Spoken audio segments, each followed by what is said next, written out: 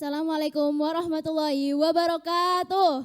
Waalaikumsalam warahmatullahi wabarakatuh.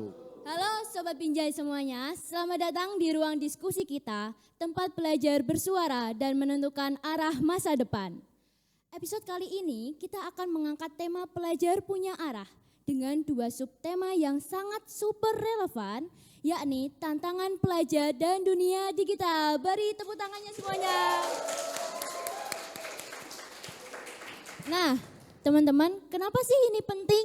Karena dari data Kemendikbudristek menunjukkan kalau pandemi kemarin itu bikin ketimpangan hasil belajar makin lebar, terutama karena akses internet dan fasilitas belajar yang belum merata.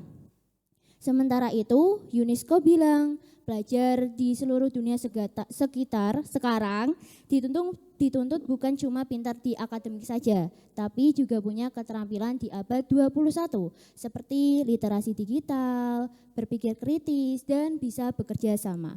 Jadi jelas banget nih, kalau arah belajar itu gak bisa lepas dari semua tantangan ini. Ditambah lagi dunia digital sekarang itu hadir sebagai ruang baru yang penuh peluang sekaligus jebakan. Oleh karena itu, mari kita kupas tuntas bersama bagaimana pelajar bisa tetap punya arah di tengah semua tantangan ini. Bersama saya, Farah Zahratul Husna akan memandu jalannya diskusi kita pada hari ini, dan tentu saja saya di sini tidak sendirian. Di sini telah hadir dua narasumber hebat yang akan berbagi pandangan serta pengalaman seputar dunia pelajar dan digital. Teman-teman, kita ini telah kedatangan dua narasumber. Yang keduanya itu masih pelajar dan sangat aktif di dunia organisasi. Mari kita sapa terlebih dahulu Ahdan Arif Ataya dan Karisa Carolina Khairun Nisa. Silahkan kepada Kak Ahdan dan Kak Karisa boleh memperkenalkan diri, dari mana sekolahnya serta tinggalnya di mana. Dari Kak Ahdan dulu boleh. Oke, halo teman-teman semuanya. Perkenalkan, nama aku Ahdan Arif Ataya. Aku bisa dipanggil Ahdan. Asal sekolah aku dari Mandua Kudus. Aku di Kudus ini tinggal di asrama Mandua Kudus di boarding school Darul Atqiyah. Aku aslinya orang Semarang. Salam kenal semuanya. Oke, baik. Halo teman-teman semuanya. Perkenalkan, sebelumnya nama saya Karisa Carolina Khairunisa, bisa kalian sapa sebagai Caca. Dan di sini aku dari SMA Negeri 1 Kudus. Kebetulan aku tinggal di Perumahan Muria Indah. Oke, dari perkenalan tadi kita bisa tahu bahwa Kak Ahdan ini dari Mandua Kudus. Dan selain itu teman-teman, beliau saat ini tuh juga menjabat sebagai Ketua OSIS Mandua Kudus. Selain itu, ia juga aktif di Forum OSIS Kudus sebagai Wakil Koor Kaderisasi serta Forum OSIS Jawa Tengah, betul? Betul, Kak. Selain itu, kamu juga pernah jadi delegasi Jawa Tengah di Parlemen Remaja? Iya, Kak. Saya berkesempatan menjadi perwakilan dari Dapil 2 Jawa Tengah untuk mewakili di Parlemen Remaja. Wah, keren banget. Beri tepuk tangannya teman-teman. Selain itu Kak Karisa kalau di pengalaman organisasinya itu sepertinya aktif di FOK juga gak sih? Iya, betul sekali Kak. Kalau gak salah jadi sekretaris? Iya, alhamdulillah jadi sekretaris memang. Betul. Kalau dulu Kak Karisa waktu di MTS juga pernah jabat sesuatu enggak? Oh pernah, sedikit cerita nih ya Kak. Oh boleh. Jadi dulu alhamdulillah dulu saya bersekolah di MTS Anu Banat. Dan itu alhamdulillah juga saya menjadi ketua OSIS periode 2022-2023. Kemudian juga sebagai perwakilan kemah kebangsaan antarumat beragama se-Jawa Tengah. Wah keren banget gak sih teman-teman narasumber kita.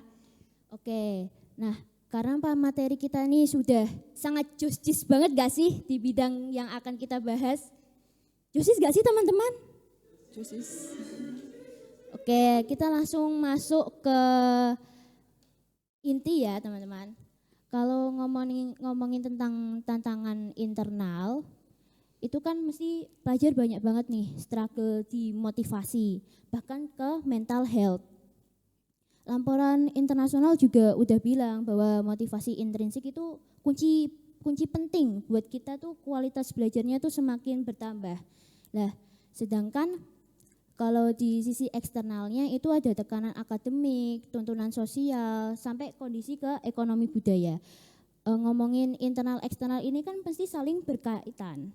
Nah, itu juga nanti sangat berkaitan ke depannya untuk ngelanjutin pendidikan ke jenjang yang lebih tinggi, kayak untuk ke dunia pekerjaan, untuk kuliah atau lain sebagainya kan. Soalnya UNESCO juga udah prediksi nih tentang disrupsi teknologi dan globalisasi yang bakal bikin pelajar itu harus adaptif banget.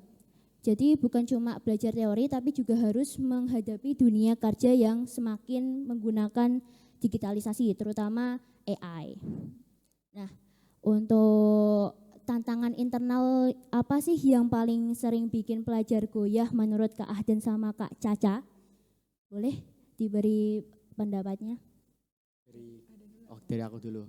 Tantangan internal yang menurut aku paling mempengaruhi dari pelajar sendiri itu tuh ini dari pengalaman aku sendiri ya, bahwa teman-teman aku itu masih banyak bisa dibilang belum menemukan passion yang paling mereka sukai. Nah, bisa dibilang begini, kalau misalnya kita belajar atau kita bekerja dengan sesuai passion kita, aku yakin kita tuh mesti bakal ngejalaninnya dengan enjoy dan mesti bisa dibilang potensi yang ada di dalam diri kita mengenai passion kita tuh bakal istilahnya terpenuhi. Nah, nantinya juga bakal berefek ke depannya ke dunia pekerjaan kita dan masa depan. Terus juga bisa dibilang rasa mungkin maaf ya, rasa akan haus validasi. Oh ya. Nah, jadi ada pelajar kayak yang dia tuh harus bener-bener butuh banget pujian ketika dia setelah ngelakuin sesuatu. Misalnya nih, aku habis menang pertandingan sepak bola 5-0, aku nyetak gol 3, kan itu kan pencapaian yang wah Ya, banget betul. kan. Terus kita nih sebagai orang yang benar-benar istilahnya haus validasi, jadi kita ngebutin hal itu dan ternyata kita tuh nggak ngebutin hal itu.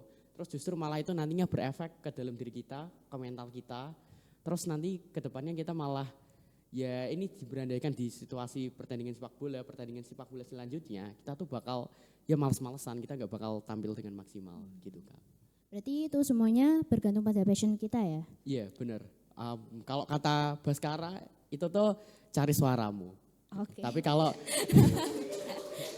kalau yang versi saya itu cari passionmu begitu. Cari passionmu. Kalau menurut Kak Caca? Oke, jadi aku tadi udah melihat jawaban dari Ahdan kalau misalnya kan dari passion. Nah, kalau menurut aku sendiri, secara aku juga melihat pandangan dari teman-teman di sekitar aku, itu tuh kayak gini misalnya. Jadi biasanya itu siswa kebingungan atau dia tuh masih ragu akan mengambil keputusan dia. Terus juga dia tuh kayak semacam takutlah untuk mengambil keputusan atau memulai hal baru. Padahal kalau kita untuk sebagai siswa untuk menemukan hal baru itu kan juga kita harus memulainya gitu loh. Jangan ragu bahkan kayak takut untuk memulai seperti itu. Dan terkadang juga mereka tuh masih bingung antara membagi waktunya, harus melakukan yang mana dulu. Jadi lebih ke skala prioritas yang mereka butuhkan atau yang mereka harus buat itu seperti apa. Kalau dari pandangan aku seperti itu faktor internalnya. Faktor internalnya berarti dari cara kita dalam manage waktu. Betul banget. Kalau semisal aku udah tahu nih passion aku di sini, tapi ternyata semenjak masuk ke passion tersebut, itu tuh kita malah ngerasa nggak nyaman sama hal itu gitu loh. Nah, cara mengatasinya kalau seperti itu gimana? Apakah tetap dilanjutin atau kita cari yang lain? Kalau bisa dibilang ya, passion itu tuh seharusnya kita udah bisa enjoy atau menikmati akan hal itu. Tapi kalau misalnya kita masih merasa istilahnya tidak nyaman sama hal itu atau ada rasa tidak enak, ya mungkin bisa saja itu tuh belum benar-benar passion kita. Passion kita tuh masih ada di hal lain. Kita mungkin perlu mencari passion yang lain atau nih misalnya contoh ya, passion aku nih organisasi. Aku ikut beberapa organisasi. Nah, aku nih sempat ada beberapa momen aku males. misalnya dalam ikut berorganisasi atau kayak ikut rapat gitu. Nah, Kayak burnout gitu ya.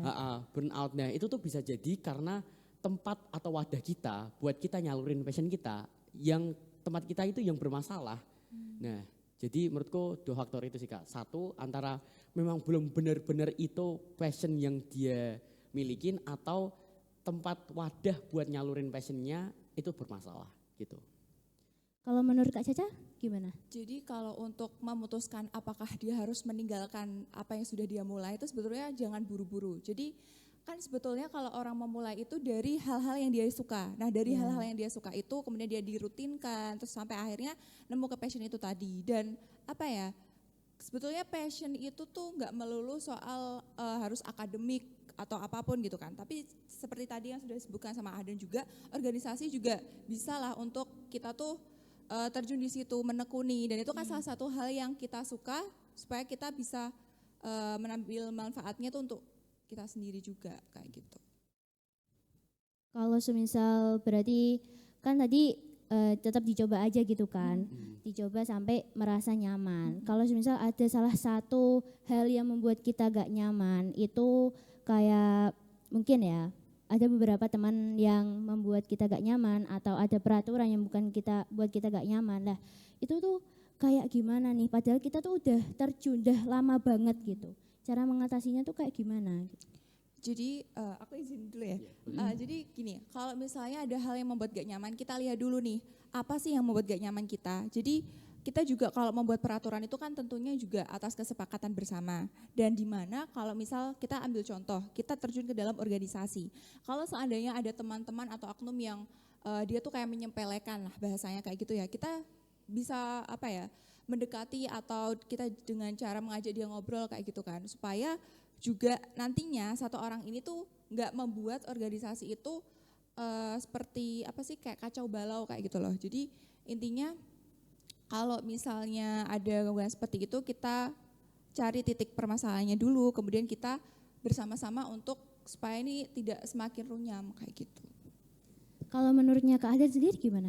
Kalau menurut aku ya, kalau misalnya ada suatu permasalahan di dalam suatu tempat gitu, langsung komunikasiin aja. Kuncinya itu ada di komunikasi.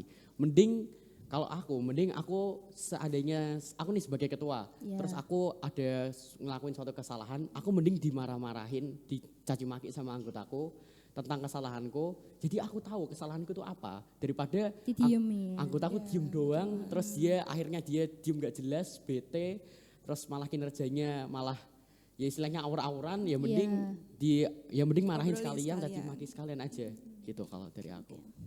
Nah tadi kan udah ngomongin masalah internal, masalah pribadi.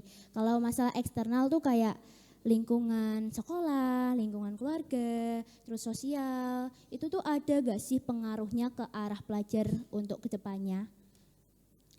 Biasanya tuh gini, kalau masalah eksternal ya itu kalau aku melihat juga itu biasanya terdapat pada ekspektasi, baik itu ekspektasi dari orang di sekitar kita, kayak misalnya orang tua, bapak ibu guru, teman-teman bahkan sekalipun.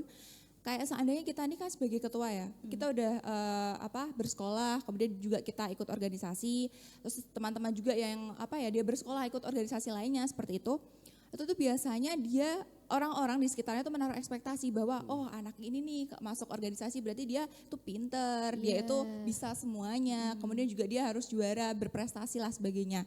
Nah sebetulnya kayak gitu tuh kita jangan jadiin patokan buat itu sebagai hambatan buat kita tetap terus maju. Bahkan kayak misalnya faktor eksternal itu justru bisa memacu untuk semangat kita. Oh orang-orang berekspektasi demikian berarti kita harus bisa berusaha seperti itu. Bahkan tapi juga perlu diingat kita harus menghargai diri kita sendiri juga. Karena kan orang kadang berpikir juga kalau untuk memenuhi ekspektasi orang lain itu ada beberapa pihak yang kayak dia melakukan segala cara kan. Itu tetap harus ingat menghargai diri sendiri juga. Kalau menurutnya Kak Ahdan gimana? Kalau menurut aku nggak jauh beda dari Caca. Caca kan bahas tentang ekspektasi. Dari ekspektasi itu tuh nantinya tuh bakal ngasilin tekanan ke kita.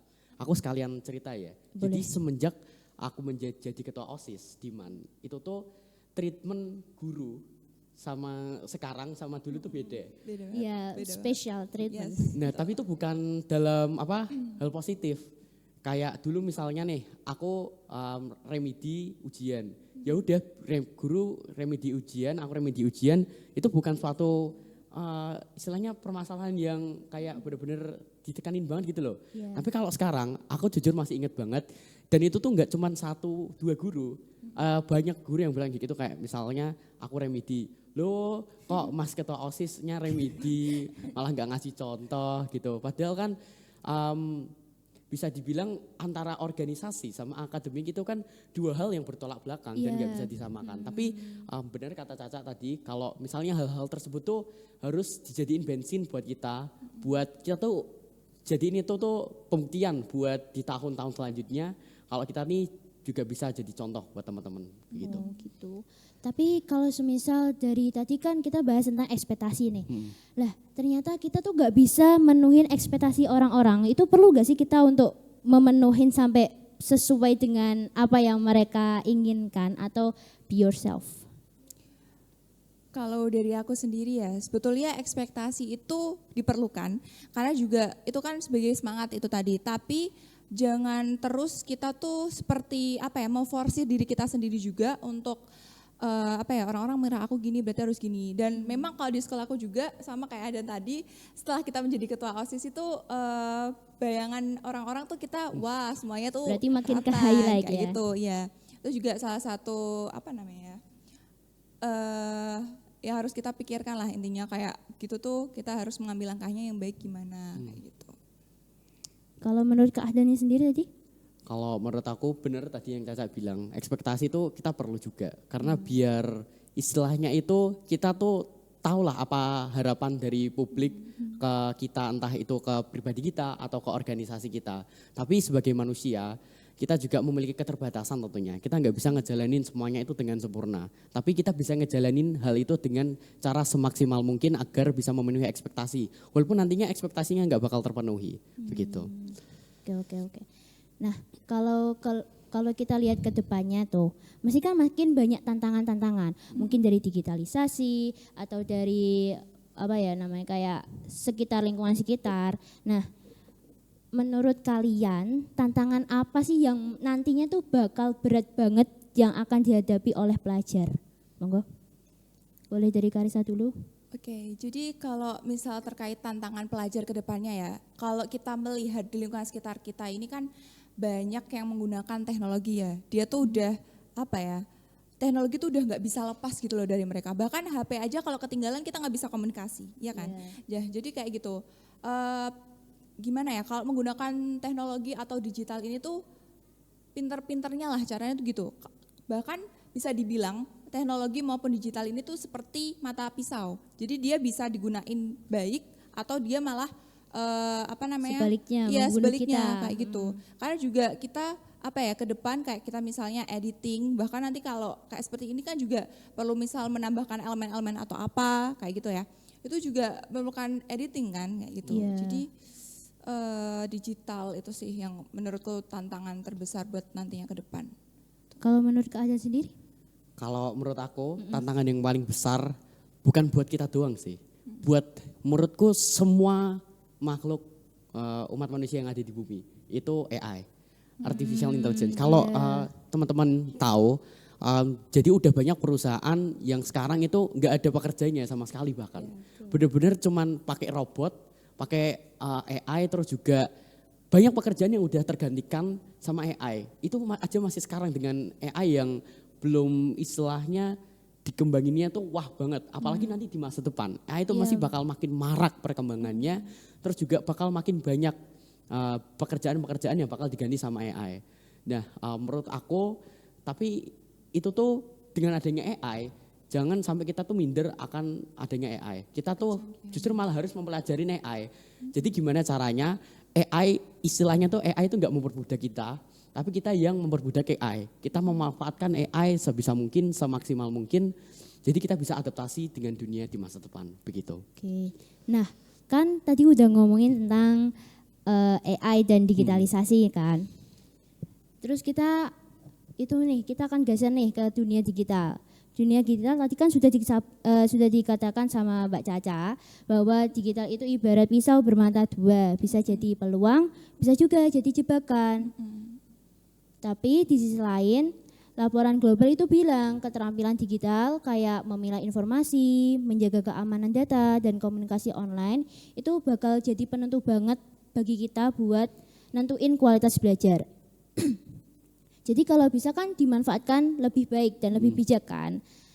Untuk pertanyaannya sih aku mau tanya, kalau semisal dunia digital itu dikembangin buat ningkatin kualitas belajar kita, itu tuh caranya bagaimana sih? Apakah menggunakan aplikasi atau ada suatu kayak apa sih, codingan ya? Kayak codingan gitu buat timer kita belajar atau bagaimana? Silakan dari Kak Adan dulu. Kalau dari aku, teknologi itu bisa banget dikembangin buat cara kita belajar. Kalau dari aku sendiri ya, aku tuh kadang beberapa momen pas aku justru di sekolah, itu tuh aku kurang paham pas dijelasin gurunya.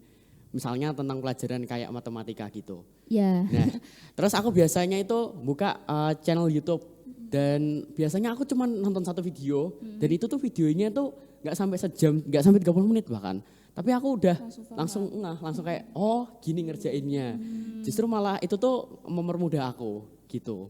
Oh gitu. Berarti cara untuk kita manfaatin dunia digital ini menurut Kak Adan lewat video-video gitu kalau semisal kita gak paham tentang pelajaran yang ada di sekolah. Benar. Kalau menurutnya Kak Karisa sendiri gimana? Kalau menurut aku terkait dengan kita penggunaan handphone kayak gitu ya, digital gitu, yang penting kita memegang dua prinsip sih, bijak sama tanggung jawab. Jadi kayak ibaratnya gini, kalau misalnya kita udah gimana ya, seumuran kita tuh gampang banget ke distract. Iya, Ya betul kan. Nah jadi kalau misalnya kita gunain aja nih handphone ini buat kayak yang tadi dibilang sama Adan juga, kita bisa memanfaatkan itu kalau misalnya ada penjelasan guru yang kurang paham, itu kita bisa nonton video yang bahkan itu singkat tapi ada beberapa cara cepat yang bisa bikin kita tuh paham. Nah itu pun juga sering aku lakuin kayak misal aku mau mendekati ujian atau apa, nah itu ada beberapa penyampaian materi atau bahkan di buku tuh nggak ada kayak gitu. Nah aku cari di situ, terus juga aku putar karena tipe belajar aku sendiri tuh ada mendengar kayak audio dan juga visual. Jadi aku bisa memanfaatkan lah kalau untuk teknologi ini dan baik gitu loh. Asal kita menggunakannya nggak sembrono, terus juga kita baik, bijak, ingat waktu itu yang penting. Tapi kan waktu kita cari-cari materi nih, ya kan, masih kan kayak bakalnya ada iklan atau apa gitu yang bikin kita distract. Nah terus caranya tuh biar kita tetap fokus buat cari materi tadi itu kan sulit banget kan. Mesti kan kayak wah apa nih, apalagi kalau misalnya ada notifikasi kayak ting Shopee, TikTok gitu kan. Itu mesti kan benar-benar ngedistract. Nah habis itu kita lihat nih videonya tadi yang ada di notifikasi, scroll kemalaman nih nggak jadi belajar. Terus cara manfaatin yang paling efektif banget buat belajar itu loh tanpa ke distract tadi itu gimana selain adanya nonton seperti tadi itu. Oke. Ini siapa dulu yang jawab? Monggo silakan. Dari aku? Iya Dulu aja. boleh. Jadi aku juga termasuk orang yang suka scroll TikTok di waktu-waktu free. Dan aku punya tips satu, ini juga udah aku sering sharing juga sama teman-teman aku yang ada di sekolah. Jadi kita bisa manfaatin yang namanya algoritma. Nah, kita kan suka nih scroll, kita ketagihan sama scroll.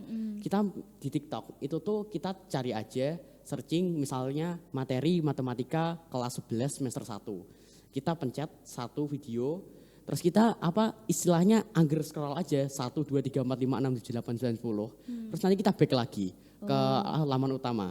Nanti itu kalau di aku ya TikToknya itu nanti langsung berubah semua. Jadi materi-materi belajar matematika kelas 11. Nah terus juga biar makin manjur video materi-materi itu tuh di-like-likein juga. Jadi nanti tuh algoritma atau sistem tuh paham kalau kita tuh lagi butuh belajar, lagi butuh materi. Nah jadinya jujur itu enak banget karena sembari scroll kan kadang nggak full kan. Jadi misalnya 5 video itu tuh tentang materi pelajaran, terus misalnya satu video tentang video santai, itu tuh bikin jujur lebih nyaman kayak gitu sih. Kita dibanding aku belajar sejam nonstop, Aku lebih milih kayak misalnya 20 menit belajar, terus misalnya 5 menitnya tuh agak santai, terus juga 20 menit laginya tuh belajar, terus 5 menit laginya itu santai gitu. Kuncinya ada di algoritma sih kalau aku. Oke. Kalau menurut Kak Caca tadi gimana? Kalau aku ini sih kembali ke tujuan awalnya gimana. Jadi kalau cara yang ada itu juga bisa buat bantu gitu ya kalau kita suka scroll. Cuman biasanya kalau aku sendiri selain cara yang seperti itu juga gini, aku tuh cari kayak semacam di web atau apa, cari game malah. Game. Ya, tapi gamenya itu dalam tanda kutip ya, gamenya ini tuh buat game soal. Oh. Nah, itu aku cari di web biasanya. Aku cari terkait dengan materi yang akan aku pelajari atau yang akan diujikan, kayak gitu. Yang biologi itu Ya, kayak biasanya kayak gitu. Jadi aku kan terus nanti banyakan skor kayak gitu kan. Oh, berarti aku misalnya nggak tahu atau kurang bisa menjawab ini, berarti nanti aku harus belajar lebih lagi untuk di bab itu atau di materi itu. Jadi selain apa ya, kita tuh belajar, tapi kita juga seru kayak gitu. Jadi intinya tuh nggak belajar tuh jangan dibikin bosen lah.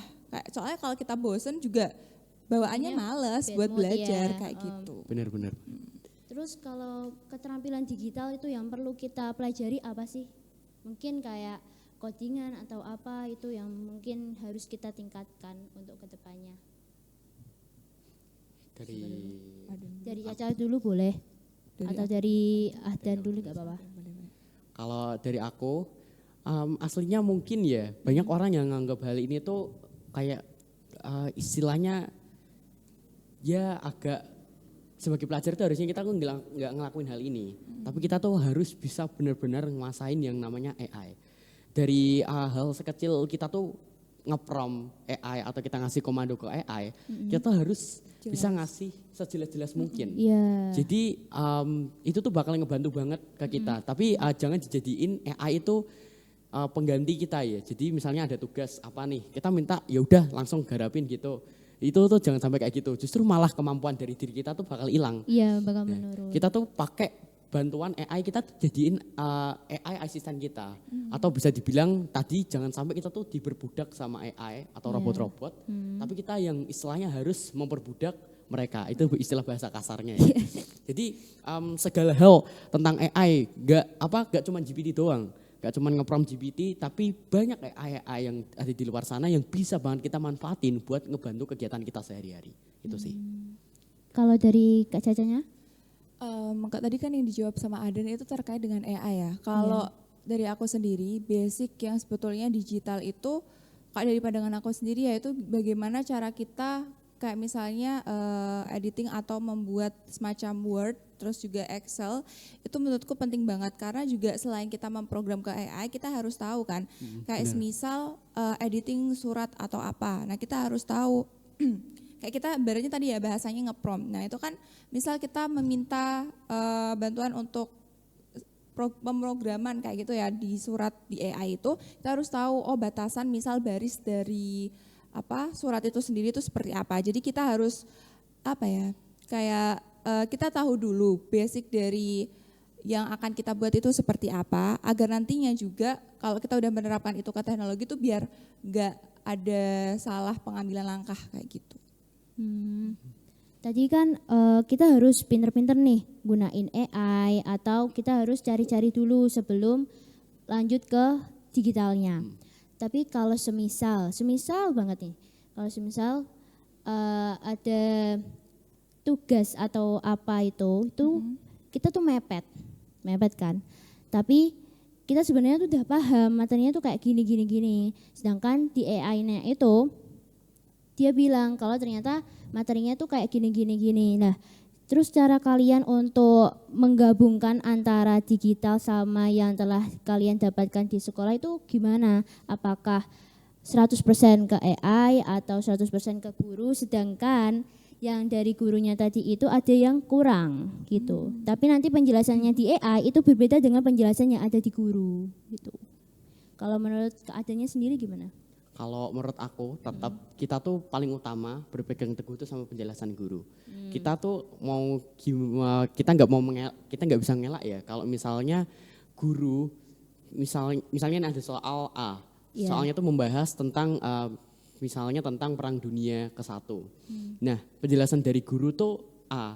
Terus dari misalnya dari AI itu tuh B. Aslinya dua jawaban itu tuh benar-benar aslinya sama. Bukan sama sih, maksudnya jawabannya tuh Hampir benar. mirip, ya. Intinya juga sama, tapi itu kadang-kadang ya, sorry tuh saya memang ada guru yang berpatok sama nilai yang jawabannya itu tuh dari penjelasan gurunya. Nah jadi itu satu utama, itu tuh tetap yang dari guru, jadi kita tetap harus memperhatiin pelajaran-pelajaran yang ada di kelas. Nah misalnya nih kalau kita implementasikan di jawaban, kita tuh utamain yang dari penjelasan guru dulu aja. Nah yang dari AI kalau misalnya ada hal-hal yang istilahnya bisa melengkapi atau mensupport jawaban kita biar makin oke, itu tuh kita sertain aja. Jadi jawaban kita yang nanti akan kita serahin ke guru itu tuh kuat juga gitu. Oke, kalau menurut Kak Caca tadi gimana? Jadi sebetulnya kalau terkait dengan AI, kita tuh Iya. bisa mencoba dulu untuk mengerjakan. Jadi jangan melulu udah ada yang membantu nih langsung ditaruh semuanya, rumus-rumus ditaruh semuanya. Tapi kita juga bisa mulai itu mengerjakan dulu, kemudian jadiin AI ini juga bisa sebagai korektor. Nah kayak iya. gitu. Benar. Jadi juga nanti kalau misal kita lihat kok nggak sesuai sama yang diajarin guruku ya, nah kamu tambahin penjelasan dari guru itu seperti apa supaya nanti, nah AI kan nanti menyesuaikan juga, oh berarti dengan cara kamu yang kerjakan itu juga sudah sesuai sebetulnya. Cuman dari AI sendiri tuh punya apa ya kayak materi atau dia tuh punya keterangan tersendiri lah kayak gitu. Oke. Tadi kita kan udah bahas tentang AI, dunia digital, terus faktor internal, eksternal, terus untuk tantangan kedepannya kan. Jadi itu dari obrolan kita tadi kan kita udah menyimpulkan bahwa pelajar itu punya PR dalam mengatur motivasi internal. Terus juga tekanan eksternal terutama dari lingkungan. Terus juga harus siap dengan tantangan di masa depan. Dunia digital juga jadi arena baru buat kita tuh harus menaklukkan semua tadi itu kan tantangan. Terus dari Kak Ahdan atau dari Kak Caca tadi itu ada pesan nggak sih buat pelajar supaya tetap punya arah di tengah semua tantang ini? Karena kalau dilihat sekarang itu kan banyak nih, banyak pelajar tuh yang FOMO ikut-ikutan untuk kayak temennya kan sekarang kayak banyak nih yang masuk teknik, banyak nih yang masuk gini gitu kan. Biar bisa buat JJ sudah terbiasa terjadi tante, bener gak sih? Bener kan? Nah itu ada gak sih pesan singkat supaya kita tuh tetap fokus untuk ke tujuan kita sesuai dengan passion yang telah disebutkan tadi? Mulai dari Kak Adan boleh, dari Kak Caca juga boleh, silahkan. Oke, jadi kalau dari aku sendiri ya ingat ya, kita tuh harus tahulah kemampuan diri kita sendiri itu seperti apa. Jangan bener yang tadi kamu katain Far, kayak jangan FOMO pengen bikin JJ PTN ya kayak gitu ya, tapi JJ-nya itu enggak gimana ya, yang langkah yang kamu ambil itu enggak sesuai sama passion kamu. Justru kalau kamu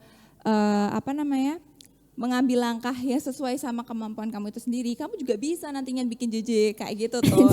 Nah, jadi juga intinya di awal itu kita bikin gambaran atau rencana kita ke depan itu seperti apa. Terus juga ini jangan ikut-ikutan deh, soalnya ikut-ikutan tuh malah nggak bisa membuat kita lebih maju, malah kita tuh stuck di situ kayak gitu. Kalau dari keadaannya sendiri gimana? Kalau pesan aku buat teman-teman semua, tantangan yang sebenarnya itu tuh bukan dari teknologi atau hal-hal semacam itu. Tantangan sebenarnya itu tuh dari diri kita sendiri. Kita harus kenali diri kita sendiri, kita harus kuasai diri kita sendiri, kita harus pahami diri kita sendiri. Memperkuat iman. Bener banget. Bener banget. Kita harus cari passion kita. Jadi tantangan yang paling besar itu dari diri kita sendiri. Kalau kita bisa kenalin diri kita sendiri, nguasain diri kita sendiri, aku yakin semua tantangan yang ada di luar sana juga pasti bisa kita taklukin kok. Oke. Percaya sama diri sendiri. Benar banget. Percaya untuk diri sendiri. Tapi kalau semisal ada yang ngeremehin nih, emang kamu bisa nih buat kayak gitu, emang kamu sanggup buat ngelakuin ini. Nah dari kalian sendiri tuh pernah nggak sih dapat omongan kayak gitu? Soalnya kan dilihat dari tadi tuh, kalian nih udah ikut ke FOK, FOJ bahkan. Jadi jadi delegasi Jawa Tengah juga di parlemen remaja. Pernah gak sih dapat omongan-omongan kayak gitu? Tentu aku pernah dapat omongan kayak gitu, entah dari media sosial atau secara langsung. Tapi mulai semenjak aku pernah dapat kayak gitu, terus aku ngerasa down. Terus aku justru malah ngerasa itu tuh aku puter-puter di situ doang. Hidupku nggak berkembang kalau justru aku malah ngerasa down akan cacian hujatan itu. Aku jadiin itu bensin buat diri aku sendiri, buat diriku di kedepannya nantinya kalau aku tuh harus jadi lebih baik dibanding hari ini. Minimal aku jadi lebih baik itu 1% per hari gitu. Kalau dari Kak Caca? Kalau dari aku sendiri, jujur kalau untuk perkataan atau hujatan itu tuh pasti ada. Karena kan kita juga bertemu dengan masyarakat luas kayak gitu kan. Kita nggak bisa juga memaksa mereka tuh sesuai dengan apa yang kita inginkan, apa yang kita harapkan kayak gitu kan. Cuman ya itu tadi, jangan jadiin omongan mereka itu sebagai apa ya, kayak aduh aku diomongin kayak gitu, apa aku bener kayak gitu ya, itu jangan. Tapi justru kita percaya bahwa kalau misalnya orang seperti itu berarti tuh dia apa ya, bisa dibilang tuh dia pengen juga gitu loh sebetulnya seperti itu. Cuman memang maaf dia belum bisa atau seperti apa. Nah justru dari situlah kita bisa membuktikan ke orang-orang bahwa orang-orang saja bisa mengatakan seperti itu. Kayak ibaratnya mengejek kayak gitu kan belum tentu dia bisa atau seperti apa. Bahkan kita bisa membuktikan kayak oh mereka gitu berarti aku harus bisa lebih baik kayak gitu. Terus juga apa ya, intinya tuh kalau misal ada hujatan ya kita atau kritikan lah itu juga kita terima bahwa kritikan itu kan juga salah satunya yang membangun kita. Jadi kita juga bisa melihat kritikan-kritikan itu sebagai introspeksi diri untuk apa ya, supaya kita nggak meninggi atau seperti apa, dan kita tetap harus bersyukur, terus juga kita rendah hati sama yang udah kita miliki selama ini kayak gitu. Jadi pesannya tadi tuh kita harus tetap fokus dengan apa yang menjadi tujuan hidup kita. Selain itu kita juga harus bisa menguasai dunia digital sebelum dunia digital menguasai kita. Benar banget. Oke. Untuk selanjutnya aku mau tanya tentang bagaimana cara kalian itu mengorganisir waktu antara kegiatan sekolah, kegiatan organisasi, sama untuk self reward. Karena kita kan Gen Z, biasanya tuh self reward itu malah berlebihan dibanding dengan apa yang kita kerjain. Nah, cara kalian membagi semua itu tuh bagaimana? Silahkan, Kak Adan dulu boleh. Aku bagi dua ya, tentang manajemen waktu di organisasi, terus juga sama di sekolah. Terus aku agak pisahin yang self reward. Aku bahas dulu dari yang manajemen di organisasi sama sekolah atau istilahnya kelas lah. Aku lihat dulu nih yang mana skala prioritasnya yang yang paling tinggi. Aku lihat yang mana yang harus segera diselesaikan saat itu juga. Jadi misalnya nih ada tugas sekolah besok udah deadline dan itu tuh tugasnya tuh benar-benar penting nih. Menentukan banget buat kita masuk ke univ selanjutnya. Itu tuh harus dikerjain saat itu juga. Nah kalau misalnya tugas itu udah selesai, jangan kita istilahnya leha-leha atau kita istirahat atau ya gimana. Kalau misalnya ada waktu buat ngerjain tugas-tugas yang istilahnya punya prioritas besar juga, langsung kita kerjain juga di situ. Nah self reward aku sih kalau balik lagi ke sebelumnya, kalau misalnya kita itu udah ngerjain tugas-tugas kita di waktu yang bersamaan, terus juga istilahnya ngelepas tanggung jawab kita lah. Jadi kedepannya self reward buat diri aku sendiri, aku tuh ada waktu istirahat tersendiri, jadi aku punya waktu free time. Nah itu bebas tuh aku free time-nya mau ngapain, aku bisa kayak mungkin ngopi atau ngelakuin kegiatan lainnya gitu. Kalau Kak Karisanya sendiri gimana? Kalau dari aku sendiri tuh aku punya aplikasi yang dimana dia tuh dia tuh udah ada susunan jadwal-jadwal aku. Jadi membuat skala prioritas lah bahasanya ya. Jadi di situ nanti yang udah aku laksanain, biasanya aku checklist. Di situ udah dia langsung dia udah dicoret, udah dikerjain kayak gitu kan. Terus juga gini, sebetulnya kalau untuk dikatakan imbang, yang benar-benar imbang antara organisasi sama sekolah itu nggak bisa sepenuhnya imbang. Sebetulnya tuh seperti itu. Cuman kita untuk menutup hal seperti itu kita tetap kerjain yang mana yang itu nantinya juga penting atau bisa memberikan apa ya kayak manfaat. Sebenarnya dua-duanya manfaat, cuman kita lihat kepentingannya. Skala prioritasnya tuh yang mana dulu yang mau dikerjain. Kalau misal di organisasi itu kan kita juga nggak melulu ketua itu harus semuanya yang mengerjakan ketua. Kita punya anggota yang bisa bersama-sama untuk mencapai itu semua kayak gitu kan. Tapi kalau untuk tugas tersendiri, tugas sekolah itu kan kita yang mengerjakan sendiri. Kita nggak minta bantuan sama orang lain. Nah itu juga bisa menjadi cara kita membagi itu seperti apa. Kemudian juga apa ya kalau untuk self reward aku sendiri biasanya aku punya nyediain satu waktu di mana itu aku bener-bener nikmatin waktu itu tuh buat aku sendiri, entah itu nanti aku makan es krim atau aku istirahat kayak gitu. Jadi biasanya selama 1 minggu gitu ya untuk waktu sekolah atau bisa dibilang itu nggak libur gitu ya, itu aku mengerjakan tugas-tugas baik itu dari sekolah sendiri maupun organisasi. Nanti 1 hari liburnya itu yang aku benar-benar untuk nikmatin aku waktu itu untuk aku sendiri. Tapi juga perlu diingat kalau misal kita self reward kayak gitu tuh jangan yang kelamaan, karena juga kalau kelamaan juga bikin kita jadi kayak terlena dengan terlena terus, malas-malasan gitu kan. Tapi bahkan gini, teman-teman aku juga punya target sendiri. Nah ini aku mau share ya. Jadi mereka tuh kalau ngerjain sesuatu, dia tuh udah udah merencanakan kayak self rewardnya apa. Nah dia tuh jadiin self reward itu kayak, wah aku nanti kalau ini bener ngerjain sungguh-sungguh, aku bisa mencapai self rewardku itu. Jadi kayak gitu. Jadi kalau kita ngerjain sesuatu tuh ditentuin dulu mau dapat apa gitu. Oke. Tadi kan kita udah bahas media digital kan. Media digital menurut aku kan itu penting banget buat bangun personal branding. Nah, kalau dari Kak Adan sendiri, menurut Kak Adan personal branding itu tuh selain dari dunia digital, dapat juga dibangun dari apa sih? Selain dari dunia digital ya, personal branding, itu tuh bisa kita bangun juga dari real life seperti ini. Kayak misalnya gimana cara kita berkomunikasi sama orang.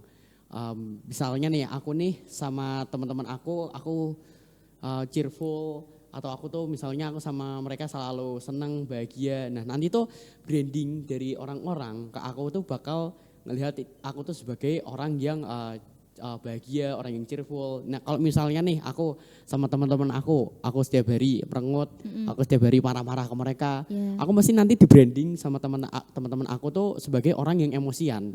Nah itu kan bukan branding yang bagus kan buat kita. Nah jadi branding itu bisa selain dari dunia digital, misalnya IG, Twitter atau TikTok, itu bisa juga dari dunia real life, dunia asli, dari sikap-sikap kita kayak gitu. Kalau dari Kak Caca sendiri bagaimana? Kalau dari aku sendiri terkait dengan personal branding itu hampir sama kayak Adan. Jadi kita juga bisa menerapkan selain digital, kita juga bisa menerapkan di lingkungan sekitar kita. Bagaimana kita berinteraksi dengan orang lain, kemudian juga kita tuh kayak misalnya menyelesaikan suatu masalah. Kalau kita marah-marah, orang-orang tuh pasti bilangnya, ini tuh marah-marah orangnya kayak gitu emosian. kan. Iya, emosian. Terus juga kita bisa dengan cara hal seperti itu kita bisa mengobrolkan dengan baik-baik. Nanti muncullah perspektif orang-orang kalau misalnya Caca ini orangnya tuh kalau misalnya menyelesaikan masalah tuh bisa membicarakannya dengan orang lain, diambil titik tengahnya kayak gitu sih. Kalau dari dunia personal branding, ada gak sih sosok yang jadikan kalian sebagai idola atau aku harus bisa seperti dia atau bahkan melebihi dia? Kalau dari Kak Caca sendiri, siapa? Kalau untuk personal, kalau untuk sosok siapa yang menginspirasi aku ya, itu tuh sebetulnya aku nggak bisa mematokkan ke siapa, ke salah satu orang siapa itu nggak bisa. Karena aku jujur kalau untuk mengambil inspirasi itu ada beberapa orang atau beberapa pihak yang aku ambil. Jadi kan orang-orang juga pasti punya sisi yang baik atau sisi buruknya. Nah misal aku ambil satu orang, sisi baiknya itu seperti apa, aku ambil. Kemudian aku juga bisa mengambil sisi orang lain juga, dia punya kemampuan apa. Kayak misal satu ya, kayak kita contoh siapa ya, Fani Awinola. Dia aktif baik itu di organisasi maupun dia sharing-sharing kayak gitu. Itu aku ambil inspirasinya. Kemudian ada sosok siapa lagi, kayak misal siapa Jerome Pauline. Jerome Kayak dia Pauline. pinter untuk matematika dan lain-lain. Nah itu aku ambil juga. Jadi sebetulnya kalau untuk inspirasi dari aku sendiri tuh nggak melulu cuma satu orang, tapi aku melihat lingkungan sekitar aku dan dengan dukungan orang tua, sosok orang tua yang hangat di belakang untuk mendukung kita, itu sebenarnya juga salah satu inspirasi aku buat aku tuh bisa menjadi orang yang lebih baik kayak gitu. Oke, kalau menurut Kak Adan sendiri bagaimana? Apakah ada sosok yang bisa dijadikan patokan? Kalau aku sendiri, aku tentu punya idola yang istilahnya itu inspirasi aku. Tapi benar yang tadi Caca bilang, kalau kita tuh ngambil yang baiknya aja, jangan diambil buruknya. Ada dua, itu satu Pak Anies, yang kedua Ronaldo. Oke. Oke.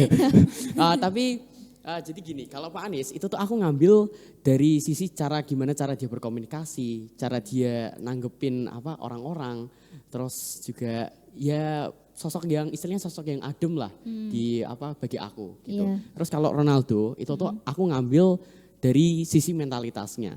Ronaldo itu datang dari keluarga yang bisa dibilang kurang mampu. Iya. Bahkan ayahnya itu udah meninggal sejak dia dini. Nah, tapi dengan cerita itu, dengan background itu nggak ngebuat dia tuh ngedown atau gimana, tapi dengan mentalitas yang dia punya, dia ngebangun semua hal itu, ya sekarang dia akhirnya menjadi salah satu pemain terbaik di dunia. Oke. Tapi untuk kalau Kak Adan sama Kak Caca tadi itu ada gak sih personal branding yang udah mulai dibangun sejak dini untuk di dunia digital di IG atau di TikTok atau lain sebagainya? Adan dulu boleh, Kak Karisa dulu boleh. Kalau dari aku dulu ya. Iya boleh. Kalau dari aku semenjak SMA masa-man ini, aku tuh mulai sadar kalau personal branding itu tuh sepenting itu. Karena aku sendiri sering akan ikut misalnya pendaftaran itu. Kan itu biasanya disuruh nyertain IG, TikTok. Nah biasanya itu tuh nanti selain juga kita seleksi langsung misalnya lewat wawancara atau gimana, itu tuh biasanya tuh dilihat tuh IG-nya, TikTok-nya. Nah menurut aku penting kayak kita ngebangun diri kita di situ, kita mau dipandang sebagai sosok apa di IG, di TikTok. Kalau di IG ini aku udah dari semenjak masa awal aku udah mulai aktif buat bangun IG-ku. Tapi kalau TikTok ini jujur aku baru akhir-akhir ini setelah aku jadi parja, ya karena juga baru ada kontennya sih. Iya. Gitu. Karena kan bedanya kalau TikTok kan kita harus dalam bentuk video kan, jadi benar-benar prepare-nya itu bisa dibilang effortnya lebih lah dibanding cuman IG. Kalau IG itu cuman bisa kita foto-foto doang atau sekedar Twibbon aja tuh udah bisa dijadiin sebagai personal branding juga gitu. Betul. Kalau Kak Caca sendiri bagaimana? Kalau menurut aku sendiri personal branding itu memang aku penting banget lah intinya. Caranya tuh gini, kalau misal personal branding itu bisa dikatakan gimana orang lain itu kenal kita. Jadi di dunia digital yang seluas itu, kadang kan kita nggak mungkin dong harus chat satu persatu aku tuh kayak gini orangnya, kan nggak mungkin. Tetapi kita bisa menunjukkan kayak di IG misalnya ya, kayak gitu kita posting kegiatan-kegiatan yang selama ini kita lakukan itu seperti apa. Nah orang-orang nanti bisa tahu, oh anak ini tuh kegiatannya sama ini gini, ternyata dia anaknya cukup aktif. Jadi juga menurut aku penting sih posting-posting kayak gitu, terus nanti ditaruh di highlight gitu kan. Kalau aku sendiri udah mulai membuat itu dari postingan IG. Kalau TikTok aku belum memulai karena yang prepare-nya cukup effort kayak gitu ya. Terus juga karena aku di IG sih kayak posting itu mulai dari dulu MTS bisa dibilang aku posting, aku taruh di highlight, postingan yang biasa feed itu juga aku posting. Kalau untuk masalah keorganisasian nih, kita agak melenceng sedikit gak apa-apa ya? Gak apa-apa. Untuk masalah keorganisasian, kalian berdua kan sebagai ketua OSIS, pasti kan punya anggota-anggota di bawah kalian kan. Kadang itu mesti ada salah satu anggota itu yang gak mau jalan. Sebelum kalian harus kayak ayo kita mulai nih gini. Nah anggota kalian tuh nggak mau jalan sebelum adanya perintah dulu dari kalian. Untuk cara ngatasinya supaya mereka tuh tetap mau jalan di tengah kesibukan kita juga, itu tuh ada gak sih solusinya supaya mereka tuh tetap jalan gitu loh tanpa kita, agar organisasi itu juga bisa terus maju selain tanpa adanya kita gitu. Dari Ahdan boleh. Oke, nggak bisa dipungkiri ya, kita sebagai ketua itu tuh harus tetap ngasih komando ke anak-anak kita. Anak-anak kita tuh nggak bakal bisa jalan kalau nggak ada komando dari kita. Tapi nggak mungkin kita tuh 24/7 ngasih kita ngasih komando terus-terusan ke mereka. Mereka juga harus bisa jalan sendiri, biar itu juga bakal ngelatih diri mereka juga gitu loh, bakal ngelatih soft skill mereka juga. Nah cara aku nyiasatinnya itu tuh, misalnya nih aku ambil contoh di rapat kepanitiaan event awal tahun. Jadi event awal tahun aku pertama kumpulin mereka semua dulu aja. Terus nanti mereka secara umum aku briefing timelinenya tuh kayak gimana aja. Terus nanti aku pisah mereka per divisi. Misalnya divisi acara, divisi perkap, divisi keamanan. Nanti aku datengin mereka satu-satu, aku bedah satu-satu sampai nanti ngebentuk timeline. Nah, timeline itu tuh nanti tuh bakal aku bakal tanggung jawabin ke koor dari divisi tersebut. Nah nanti divisi tersebut tuh yang nantinya bakal selanjutnya istilahnya ngomandoin dari anak-anak dari misalnya contoh dari divisi acara gitu. Jadi di awal itu udah aku bikin sejelas-jelas mungkin timelinenya kayak gimana. Nanti kamu tanggal segini kamu harus ngapain aja. Jadi kedepannya tuh aku nggak perlu ngasih komando terus-terusan 24/7. Jadi mereka udah harus bisa jalan sendiri gitu. Tapi itu semua kan nggak bisa nggak bisa harus keadaan semua kan. Maksudnya kan harus punya kesadaran diri sendiri sebagai koor, terutama sebagai anggota yang memiliki proyek tersebut. Nah kalau misal ada anggota yang kayak dia tahu tugasnya kayak gitu, tapi setelah H-7 atau H- berapa acara, itu dia malah kayak malas-malasan, bad mood, kayak aku baru banyak tugas nih kayak gini, kamu tuh malah nyuruh-nyuruh aku. Nah menurut Kak Caca sendiri tuh bagaimana sih cara mengatasi kalau misal punya anggota seperti itu? Sebetulnya kalau misal dari cara aku sendiri ya, di awal itu sudah aku pastikan, maksudnya dalam artian gini, aku udah ngasih tahu ke teman-teman tujuan kita di sini itu apa.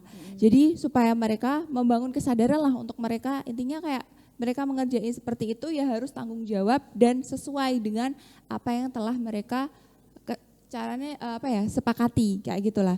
Terus juga kalau misalnya ada anggota yang seperti itu, kita ajak ngobrol baik-baik. Kenapa kamu seperti itu atau apa? Itu bisa melalui tadi kayak koor divisinya atau apa gitu ya, atau bahkan kita sendiri bisa bilang secara empat mata untuk mengetahui alasan dia seperti itu tuh kenapa. Jadi kita merangkul lah untuk dia tuh juga nggak memaksa dia, tetapi kita juga bisa membangun kesadaran dia untuk melakukan hal tersebut tanpa diperintah terus menerus. Terus juga kalau dari aku sendiri, terlebih di sekolah aku sendiri juga, itu tuh setiap ada event itu selalu ada evaluasi. Setiap harinya tuh kalau setelah ada event itu ada evaluasi. Jadi kita tahu, kita membuka juga sesi diskusi lah untuk mereka kayak bilang kira-kira hambatan hari ini itu seperti apa untuk kita cari solusi bersama agar esok harinya di hari event berikutnya itu bisa lebih baik dari hari ini. Seperti itu. Oke. Oh iya teman-teman. Ngomong-ngomong tentang digitalisasi, Forkapik itu selain ada podcast, kami juga akan launching buletin dengan judul Suara Sah, Suara Aspirasi dan Rasa Santri Komisariat. Stay tune terus ya teman-teman. Oke. Terima kasih untuk Kak Ahdan dan Kak Caca yang sudah mau berdiskusi bersama kita semua. Terima kasih juga kepada teman-teman yang sudah mau dengerin podcast Binjai dengan tema Pelajar Punya Arah. Kita belajar kalau tantangan dan dunia digital bukan penghalang, tapi peluang tumbuh kuat. Semoga obrolan ini bikin kita semakin semangat dan semakin jelas arahnya. Amin. Dan bisa menjadikan dunia digital sebagai sahabat dan bukan sebagai musuh. Sampai ketemu di episode berikutnya. Bersama Binjai, ruang suara pelajar yang berani menentukan arah masa depan. Sekian, wassalamualaikum warahmatullahi wabarakatuh.